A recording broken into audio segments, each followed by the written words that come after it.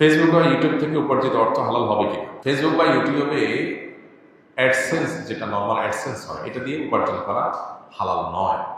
কারণ সেখানে যে অ্যাডগুলো আছে এর মধ্যে প্রায় 100% অ্যাডই হলো মিউজিক নির্ভর।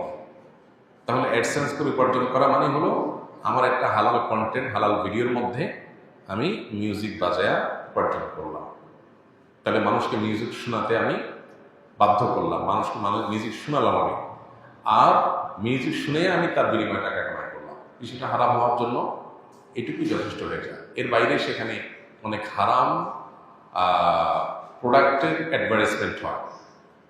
ধরুন মাদকের অ্যাডভার্টাইজ হলো, তাহলে সেক্ষেত্রে আমি একটা হারাম প্রোডাক্টের প্রচারণায় ভূমিকা রেখে তার বিনিময়ে কামাই করলাম, এটা জায়েজ নয়।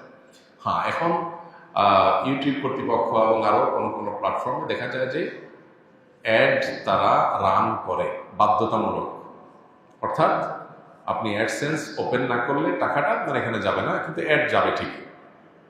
এরকম একটা অবস্থা হয়েছে যে অ্যাড চালানোটা আপনার ইচ্ছার উপরে নির্ভরশীল না, তারা তাদের অ্যাড চালাবে। তাহলে সেক্ষেত্রে আপনি এখন টাকা নেন বা না নেন তাতে কিচ্ছু তাদের যায় আসে না। এই পর্যায়ে যদি হয় তাহলে সেক্ষেত্রে একটা চিন্তার বিষয় যে এক্ষেত্রে আমি কারণে টাকাটা নিয়ে যদি নিজে ভোগ না করে দানও করে দেই, সেটা উত্তম হবে, নাকি টাকা নেওয়া ছেড়ে দিয়ে তারা তাদের হারাম কাজটাও করলো আবার টাকাও তাদের থাকলো, দুইটাই তাদেরকে দিলাম, সেটা লাভ হবে কিনা? এক্ষেত্রে অবশ্যই প্রথমটা অধিকতর যুক্তিযুক্ত বলে মনে হয়। অর্থাৎ যদি এমন হয় যে না, তারা অ্যাড চালাচ্ছেই, আমি অ্যাডসেন্স ওপেন করি বা না করি, তাহলে সেক্ষেত্রে আপনি টাকা নিলেন। টাকা নিয়ে প্রয়োজনে অনেক সময় আমাদের বুস্টের কাজ করতে হয়, সোশ্যাল মিডিয়াতে যারা কাজ করেন তাদের, সেগুলোতে খরচ করলেন অথবা দান করে দিলেন, নিজে ভোগ করলেন না, সেটা একটা পর্যায় পর্যন্ত যৌক্তিক মনে হয়। আল্লাহ আল্লাহ। বাংলাদেশে জাতিসংঘের মানবাধিকার কমিশনের অফিস খোলার অনুমোদন দিয়েছে সরকার, এটাকে আপনি সমর্থন করেন কিনা? আমি তো অনেক পরের বিষয়, আমার জানা মতেই বাংলাদেশে জাতিসংঘের মানবাধিকার কমিশনের অফিস খোলার বিষয়ে সর্বস্তরের ওলামায়ে কেরাম, দেশপ্রেমিক নাগরিক, দেশের সচেতন নাগরিক সমাজ সবাই শুরু থেকে এটার বিরোধিতা করে আসছে। কেন বিরোধিতা করে আসছে? আপাত দৃষ্টিতে আমাদের কাছে মনে হয় জাতিসংঘের মানবাধিকার কমিশনের অফিস খুললে এটা তো ভালো, আমাদের দেশে মানবাধিকার প্রতিষ্ঠা হবে, এটা খারাপ কি? আদতে বিষয়টা এত সহজে বোঝার মতো বিষয় নয়। জাতিসংঘের সদস্য যে দেশগুলো আছে, প্রায় 200-র কাছাকাছি সদস্য দেশ আছে তার জাতিসংঘের। এই 200 বা 200-র কাছাকাছি দেশের মধ্যে মাত্র 16টি দেশে এই ধরনের অফিস আছে।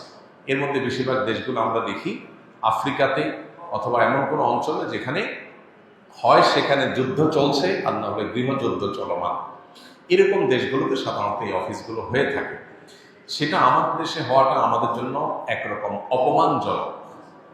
দ্বিতীয়ত, আমাদের আশেপাশে বিভিন্ন দেশ আছে, আমরা দেখি পাকিস্তান, ভারত, চায়না, মায়ানমার, বহু দেশ আমাদের আশপাশে আছে। আশপাশে কোনো দেশে অফিস নেই, আমার দেশে কেন হতে যাবে? সবচেয়ে বড় বিষয় হলো যে জাতিসংঘের মানবাধিকারের যে সংজ্ঞা, সেই সংজ্ঞা কি সার্বজনীন কিনা?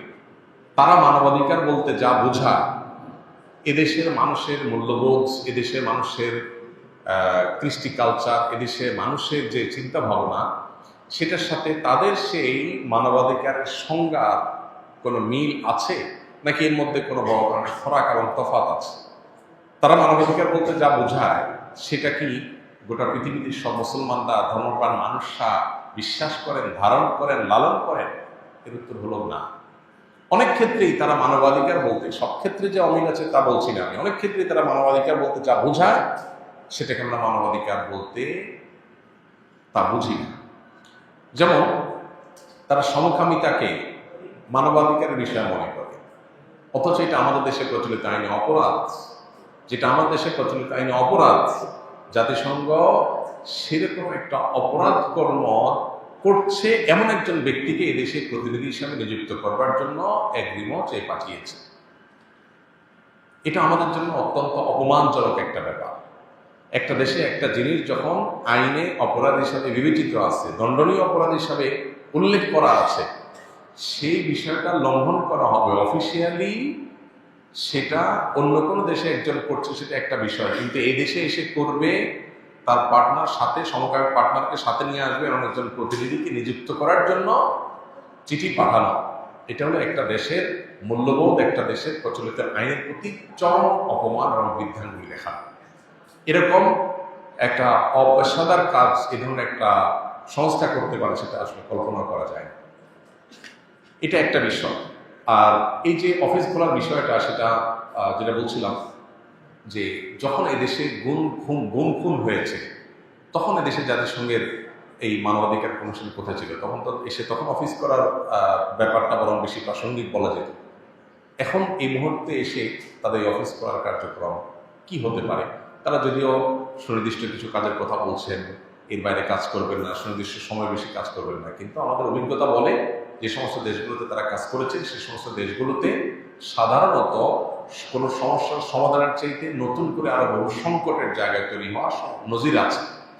ফিলিস্তিনের মাটিতে মানুষগুলো মরে শেষ হয়ে গেল, শিশুরা অনাহারে শেষ হয়ে যাচ্ছে এবং ত্রাণের জন্য বা খাবারের জন্য সিরিয়াল দ্বারা মানুষগুলোকে মেরে শেষ করে ফেলা হচ্ছে, হসপিটালগুলোকে মাটির সাথে মিশিয়ে দেওয়া হচ্ছে, ডাক্তারদেরকে গুলি করে হত্যা করা হচ্ছে।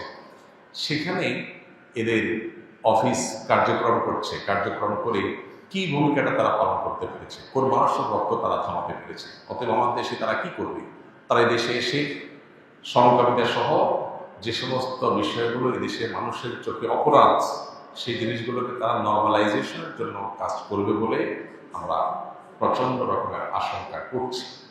এর বাইরেও এই সমস্ত সংস্থাগুলো পশ্চিমাদের মূল্যবোধকে বিভিন্নভাবে সমাজে প্রতিষ্ঠা করার চেষ্টা করে। অতএব আমরা খাল কেটে এই কুমির আনার পক্ষে কোনো অবস্থাতেই থাকতে পারি না। এই জায়গা থেকে আমি আশা করি যে সরকার সুবিবেচনার পরিচয় দিবে এবং ওলামা একরাম সহ দেশের সচেতন নাগরিকদের চিন্তাধারার বাইরে গিয়ে কোনো কাজ তারা করার চেষ্টা করবে না।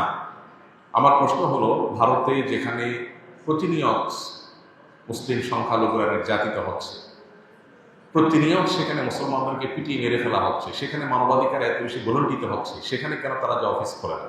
সেখানে কি কেন তারা মানবাধিকার প্রতিষ্ঠা করতে যায় না? চায়না উইগুর মুসলমানদেরকে মেরে শেষ করে ফেলা হচ্ছে, সেখানে কেন মানবাধিকার প্রতিষ্ঠানগুলো অফিস করতে যায় না? আরও এরকম বিভিন্ন জায়গাতে বিভিন্ন প্রতিষ্ঠানে আমরা দেখেছি যে বিভিন্ন বড় বড় দেশে আপনার অনেক অন্যায় হচ্ছে, অবিচার হচ্ছে, সেই জায়গাগুলোতে কেন তারা মানবাধিকার প্রতিষ্ঠান খোলে না, মানবাধিকার কমিশন অফিস করে না? এই বিষয়গুলো আমাদেরকে নতুন করে ভাবতে শেখায় বা ভাবতে উদ্বুদ্ধ করে যে আমাদের দেশে আসলে এই জাতীয় প্রতিষ্ঠানগুলো বিশেষ কোনো এজেন্ডা তারা বাস্তবায়ন করতে আসছে কিনা, বিশেষ করে এনজিও বেজ সরকারের ঘাড়ের উপর সওয়ার হয়ে তারা কোনো নীল নকশা বাস্তবায়ন করতে যাচ্ছে কিনা। এই আশঙ্কাটা শুধু আশঙ্কাই নয়, এটা জোরালো আশঙ্কা এবং এই আশঙ্কাটা যথেষ্ট আপনার প্রাসঙ্গিক আশঙ্কা এবং এর যথেষ্ট কারণ আছে। বিধায় এ ব্যাপারে আমার বিশ্বাস যে সরকার সুবিবেচনার পরিচয় দিবে এবং ওলামা একরামের এবং সমস্ত মানুষের উপর আপনার এই বিদেশি এজেন্ডা বাস্তবায়ন করার পথ যাতে কোনোভাবে উন্মোচন না হয় সেদিকটা তারা খেয়াল করবে।